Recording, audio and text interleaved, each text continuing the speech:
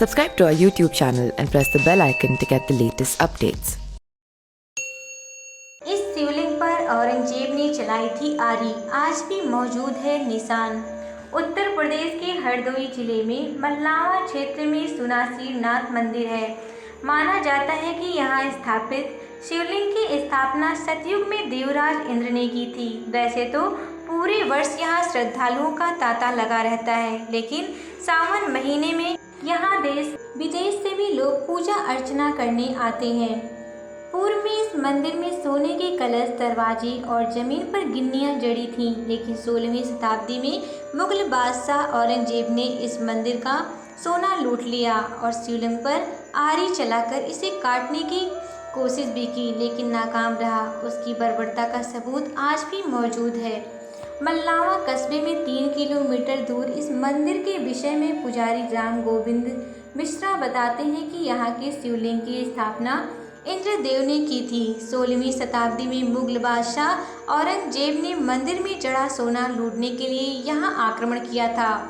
औरंगजेब की सेना की भनक जैसे ही क्षेत्र के गोरा खेड़े के लोगों को लगी तो वहाँ के सूरवीरों मुगल बादशाह की फौज के आगे चट्टान की तरह खड़े हो गए। दोनों में भीषण युद्ध हुआ, जिसमें सैकड़ों सैनिक मारे गए। मुगल बादशाह की भारी फौज के आगे गौर खेड़ा के सूरवीर ज्यादा देर नहीं टिक पाए और उन्हें हार का सामना करना पड़ा। हालांकि इसके बाद मुगल सेना को मढ़िया के गोस्वामियों ने भी चुनौती दी, लेकिन उनको भी हार झेलनी पड़ी। मुगल बादशाह के सैनिक मंदिर के अंदर पहुंचकर मंदिर को लूटने लगे। मंदिर में लगे 2 सोने के कलश, फर्श में जड़ी सोने की गिन्नियों और सोने के घंटे व दरवाजे सब लूट लिए। इसके बाद मुगल बादशाह ने मंदिर को ध्वस्त करने का आदेश दिया। सैनिकों ने मंदिर को पूरी तरह से ध्वस्त कर दिया। इसके बाद सैनिक शिवलिंग को खोदने लगे और जब वह इसमें सफल नहीं हुए तो शिवलिंग पर आरी चलाकर काटने की कोशिश की।